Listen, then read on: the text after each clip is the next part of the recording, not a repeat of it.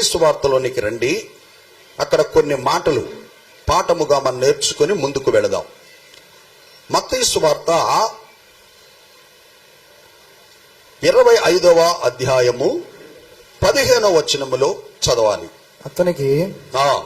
ఒకనికి 5 తలాంతులను, అతడు ఒకనికి 5 తలాంతులు, ఒకనికి 2, ఒకనికి 2, ఒకనికి 1, ఒకనికి 1, ఎవని సామర్థ్యం చొప్పున వానికిచ్చి, ఎవని సామర్థ్యము చొప్పున వానికిచ్చి, వెంటనే దేశాంతరము పోయెను. 5 తలాంతులు తీసుకొనిన వాడు వెళ్లి వాటితో వ్యాపారము చేసి మరి 5 తలాంతులు సంపాదించెను. అలాగుననే 2 తీసుకొనిన వాడు మరి 2 సంపాదించును. అయితే 1 తలాంతు తీసుకొనిన వాడు వెళ్లి భూమి త్రవ్వి తన యజమానుని సొమ్ము దాచిపెట్టెను. బహుకాలమైన తరువాత ఆ దాసుల యజమానుడు వచ్చి వారి యొక్క లెక్క చూచుకొనెను. చాలు. ఈ లేఖన భాగము ప్రభువు మన ఎన్నికడిలో ఆశీర్వదించి దీవించునుగాక. ఆమేన్. అందరూ తలలు వంచండి. వాక్యం కొరకు చిన్న ప్రార్థన చేసుకుందాం.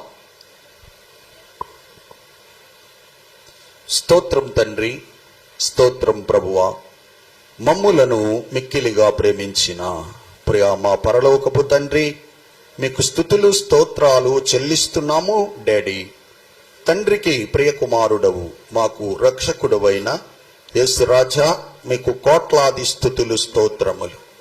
ఆత్మస్వరూపి, సత్యస్వరూపి, మహిమాస్వరూపివై మా మధ్యలో సంచారమును చేయుచున్న పరిశుద్ధాత్మ దైవమా, మీకు మహిమ ఘనత ప్రభావములు ఆరోపిస్తున్నాం తండ్రి.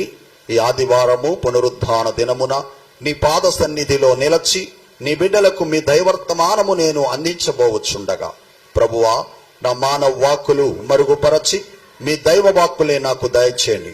మీ సిలువ చాటున మరుగుపరచుకొని మీ నోటి బోరగా వాడుకోండి ప్రభువా. నాకు మారుగా మీరుండి మీ బిడ్డలకు దైవర్తమానమును మీరే అందించమని యేసు పరిశుద్ధమైన నామములో స్తుతించి ప్రార్థించి వినయముగా వేడుకొనుచున్నాము తండ్రి. ఆమేన్. ఇక్కడ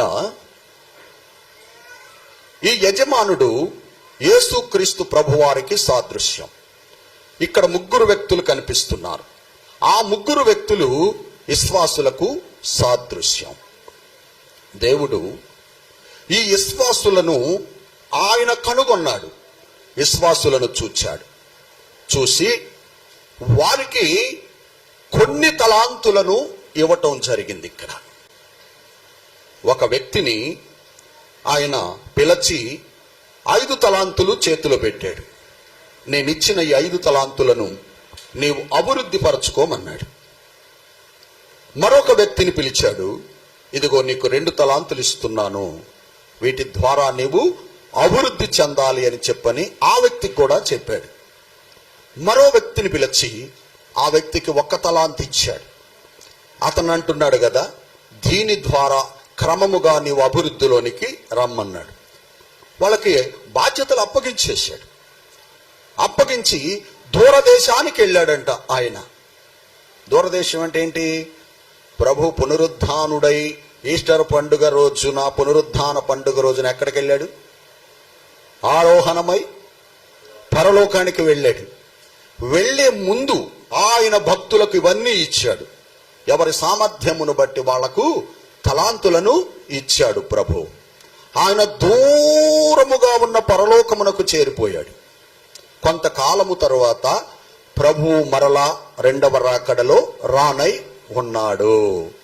ఇప్పుడు ఇక్కడ అప్పగించినటువంటి పని బాధ్యతలు వీళ్ళు సక్రమముగా నెరవేర్చేవారుగా ఉండాలి. దానిలో ఎంతమంది సక్రమముగా నెరవేర్చారు? 2 నెరవేర్చారు. ఒకడు నెరవేర్చలేకపోయాడు. నెరవేర్చడం అంటే ప్రియా దేవుని బిడ్డలారా, దేవుడు ఇదిగో నీవు నా పనిలో స్వార్థ ప్రకటించేటువంటి ఆ గొప్ప ధన్యతను నీకు ఇచ్చాను,